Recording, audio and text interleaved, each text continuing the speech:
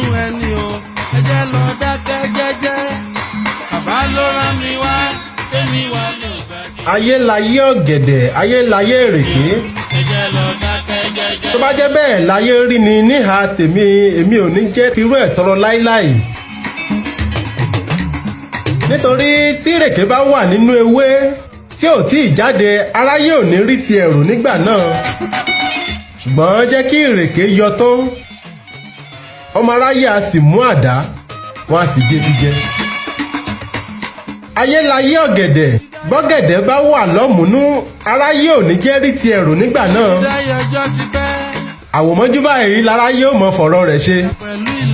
ṣùgbọ́n kọ́gẹ̀dẹ̀ gbó tán ọmọ aráyé a mú àdá wọn a sì gé e lulẹ̀. àdúrà ni mo fẹ́ ṣe ẹ ṣàmì. àtèmi àtẹ̀yìn aráyé ò ní dẹ́mi wa légbodò tọmọtọmọ ẹ ṣàmì. eléyìí náà mo fi ń kí yín káàbọ̀ sórí ètò wa ètò yín a kú ọjọ́ méjì mẹ́ta. tá a bá ríra ẹni ti pẹ́ ẹkọ́ àti náà là á kíra ẹni. mo kí gbogbo ẹ̀yin aráalé mo kí gbogbo èrò ọ̀nà mo kí gbogbo ẹ̀yin àgbààgbà tó wà níjókòó tó ń gbọ́ mi lọ́wọ́lọ́wọ́ báyìí. mo darí ọpẹ́ ràbàǹdẹ̀ sọ́lọ́run ọba mi ọba tó ní ká lọ lọ́sẹ̀ tó kọjá tó tún ní ká padà lọ́sẹ̀ yìí. agbára wa kọ́ ìmọ̀ wa kọ́ àlóye wa kọ́sẹ̀. ọpẹ́ ńlá pélédùà ọba tó dá ẹ̀mí èmi àti yín sí dòní. ẹ káàbọ̀ sórí ètò jàre. ara pápá ńlá bẹ́tù ibi gìjàgìjà ńlá bẹ́kùn ibi gìlọ̀gìlọ̀ báyìí là bá kòkò ìta gbangba là béwé ajílékegé ibi kó lè báyìí là bọ́mọkùnrin.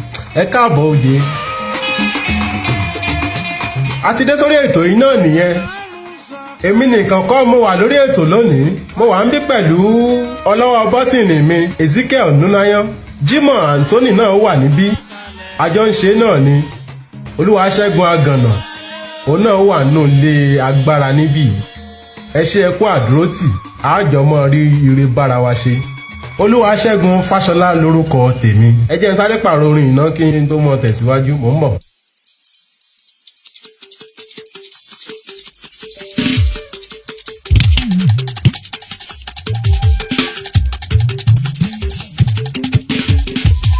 kẹ́kẹ́kẹ́ agogo àlùjọ ń dún tèmi tàgbẹ́ súnmọ́ bí èmi mo ládùn ijó ńlá. ẹ káàbọ̀ lẹ́ẹ̀kan sí i lórí ètò tá a pè ní Soul Heritage on the Air, soul lórí afẹ́fẹ́. lágbára náà la mọ̀ ṣètò yìí. abala àkọ́kọ́ òun ni atótónu tẹ́ ti kọ́kọ́ gbọ́ ṣáájú. abala kejì là á bọ̀ sí báyìí. abala kejì tá a pè ní agbo ọgbọ́n. torí a gbọ́dọ̀ mọ wá sórí ètò yìí kátó mọ ka ìtàn fún yín ká má lè rí nǹkan kan àbí méjì mọ́ bára wa sọ láti fi kọ́ ẹ̀kọ́. lóòótọ́ ọmọdé ni wá ṣùgbọ́n àwọn àgbà bọ̀ wọ́n ní ọgbọ́n ọmọdé a máa ṣe àgbàlagbà tó bá nífẹ̀ẹ́ sí láǹfààní. a kọ́ra wa lẹ́kọ̀ọ́ kan ní òní. mo ń bọ̀. kí la fi gbára wa níyànjú lónìí? ṣíṣe ìlérí tàbí ká ní ṣíṣe àdéhùn. ọ̀pọ̀lọpọ̀ wà tó jẹ́ pé àti ṣe àdéhùn tàbí kán ṣèlérí fún yàn kì í ṣe nǹkan tó nira fún wọn rárá. ṣùgbọ́n àti wá ṣíkà àdéhùn ló wá kù. àdéhùn wo ni wọ́n ti ṣe fún yàn? ǹjẹ́ o ṣíkà rẹ̀ bí? ǹjẹ́ o san àdéhùn fẹ́ni tó o ṣàdéhùn fún? ṣé ìyàwó rẹ ló ṣàdéhùn fún? àníṣọ́kọ rẹ ló ṣàdéhùn fún? ṣé ọ̀rẹ́ àfẹ́sọ́nà rẹ ló ṣàdéhùn fún? ṣé ilé ìjọsìn ni wọ́n ti ṣàdéhùn? bí a ní ṣọ́ọ̀ṣì àbí ní mọ́ṣáláṣí tàbí ní ẹlẹ́sìn kan àbáláyé ló ti ṣàdéhùn. àdéhùn pọ̀ jàǹtìrẹrẹ tá a lè ṣe. ṣé gbogbo àdéhùn tó o ṣe ṣé gbogbo ẹ̀ ló ṣìkà rẹ̀? ọ̀pọ̀lọpọ̀ tó bá fẹ́ ṣàdéhùn àti ṣe ṣàdéhùn kò ní wọn lára rárá. torí ẹ̀ náà ṣe máa ń sọ pé àsìkò tínú wa bá ń dùn ká ṣọ̀rọ̀ sọ ká ṣọ́ àti ṣe àdéhùn. nítorí nǹkan lè yí bírí ká ṣe san àdéhùn kó wá dìṣòro kó dáa pọn. a ní lọ púpọ̀ lórí ẹ̀ torí wọ́n ní àbọ̀rọ̀ là á sọ fọ́mọlúàbí tó bá dénú àádódidi. àdéhùn tá a bá mọ̀ pa á lè ṣíkà, àdéhùn tá a bá mọ̀ pa á lè san, àdéhùn tá a bá mọ̀ pa á lè ṣe, òun ni ká máa ṣe. àbẹ́ ẹ̀gbọ́ àdéhùn ó wúwo púpọ̀ púpọ̀. ẹ jẹ́ á máa ronú sí dáadáa, ẹ jẹ́ á máa ronú jinlẹ̀ ká tó ṣàdéhùn. mo ń padà bọ̀, ẹ jẹ́ ń dókè lọ́nà kí n lọ polówó ọjà. ọmọ alájẹ ni mí, ẹ bá ń gbé òkè ń bẹ̀ ọmọ ń bọ̀. Every time with the latest style, Soul Heritage Classic Fashion, the expert of English and native wear such as blazer suit jacket, wedding gown, senators wear, agbada, dansiki, and many more. At Soul Heritage Classic Fashion, we care for your good looking. Soul Heritage Classic Fashion, dress well, address well.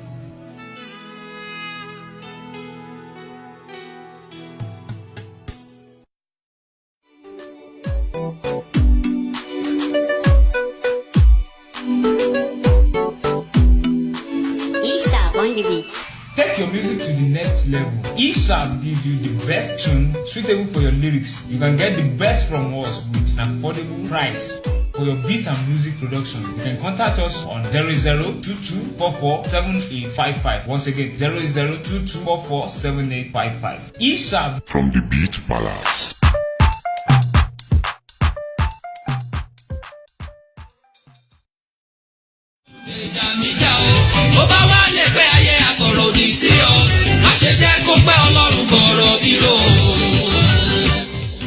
mo lérò pé ẹ ti rí ọgbọ́n kan àbí mi dìmú lábala agbo ọgbọ́n.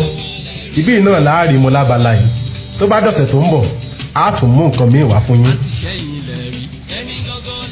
ẹ jẹ́ aré kọ́ṣọ́ ká bọ́ sí abala ti ìtàn tá à ń kà tá a ti bẹ̀rẹ̀ lọ́sẹ̀ tó kọjá. ìtàn tá a pe àkọlé ẹ̀ ní ìfẹ́ ilé ìwé abúlé. má ṣe jẹ́ kó pẹ́ Ọlọ́run sọ̀rọ̀ mi lò.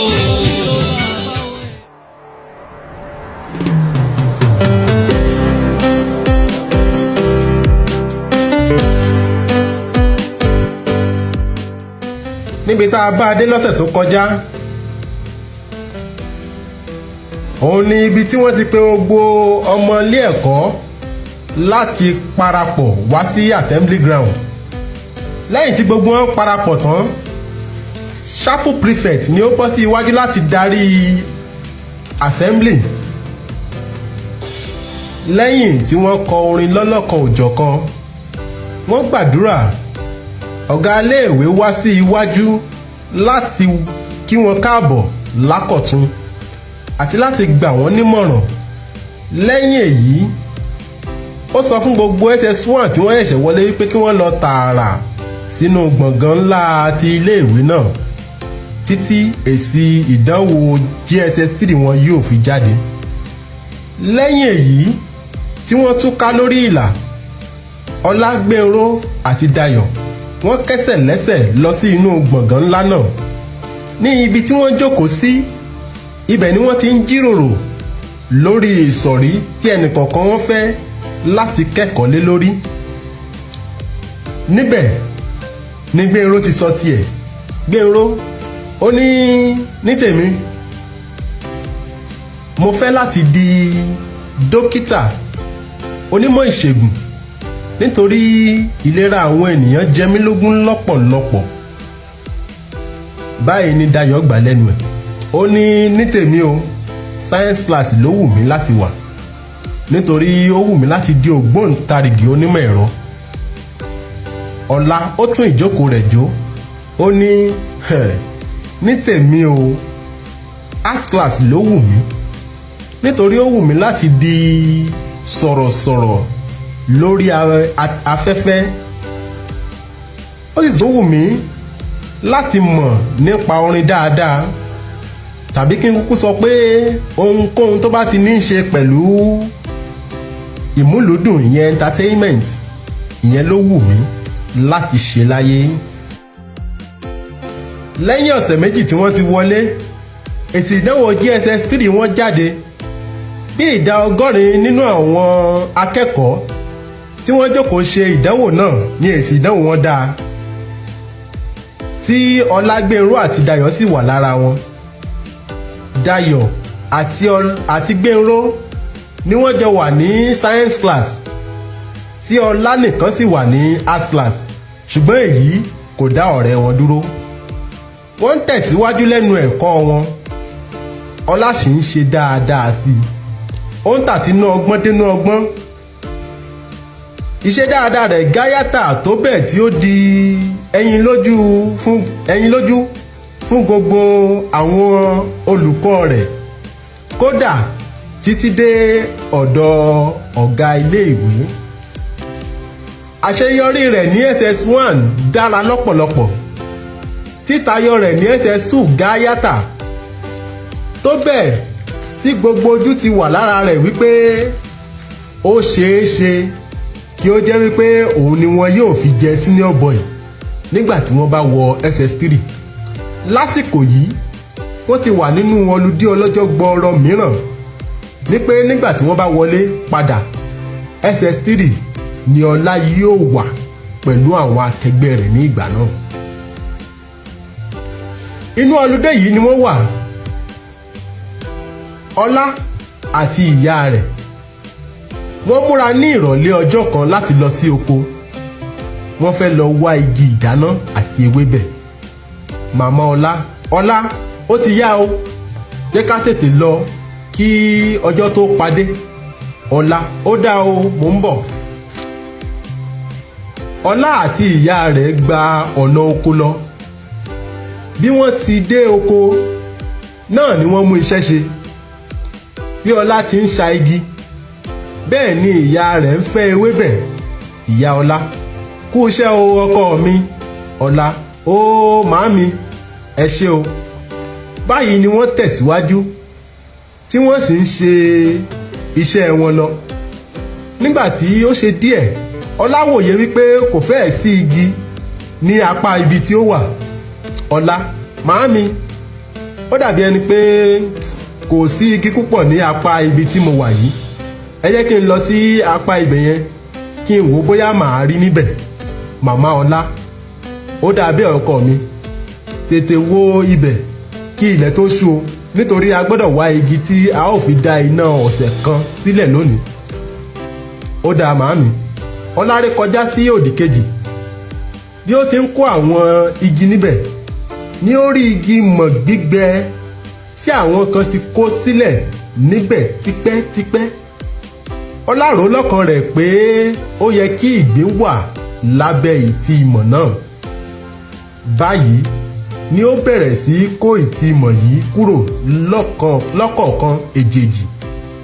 Àríyìíkẹ́ tí ń ṣe ìyá Ọlá wà ní ibi tí ó ti ń fẹ́ ewébẹ̀. Ọlá sì ń tẹ̀síwájú láti máa kó ìtì ìmọ̀ yìí kúrò. Lójijì ejò kan bẹ́yọ lábẹ́ ìtì igi yìí, àfi kúrú.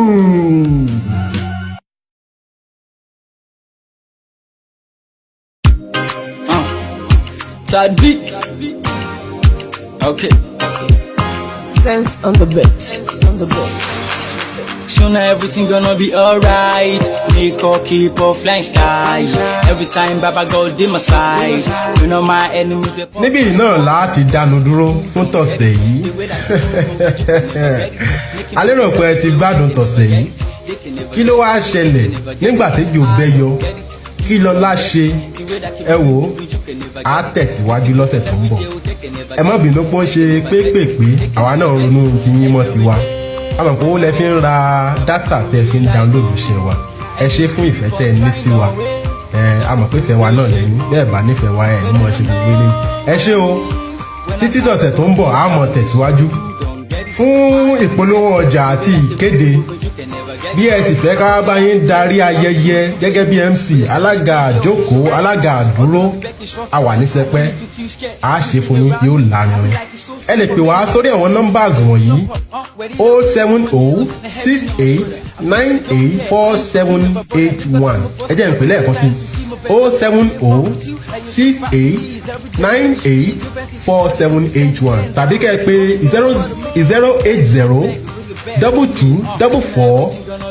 08022447855 08022447855. 7855. àwọn tá a jọ kọ́wọ́ rìn tá a jọ ṣètò yìí Ezekiel Nunayo òun la mojú ẹ̀rọ mi òun ló ń produce mi lórí ètò yìí. Anthony Jimoh Tadbi òun náà lẹ̀ ń gbórin ẹ̀ lọ́wọ́ yẹn Don't Get It ló porúkọ ẹ̀. tẹ́ ẹ bá ẹ rí i pé ó kún fọ́fọ́. Olúwaṣẹ́gun Agànnà náà àjọ péjú ṣe náà ni. títí ọ̀sẹ̀ tó ń bọ̀ Olúwaṣẹ́gun Fáṣọlá lórúkọ mi èmi á máa ní bá a bá gbàgbọ́ wípé ibìkan náà láti yàn pín àní tí gbàgbọ́ gbogbo wa bá gbé wípé ibìkan náà láti yàn pín tí ń ṣe ọ̀dọ̀ Elédùà ṣé nǹkan náà la yàn bí ó dáa ká dúró dàsìkò wa ká má kánjú ṣe ohunkóhun ẹ̀sọ̀ pẹ̀lẹ́ lè jù ú gbòógì àgbọn ó dàbọ̀ ó di. I can see it, fill up in the sky, fill up in the air.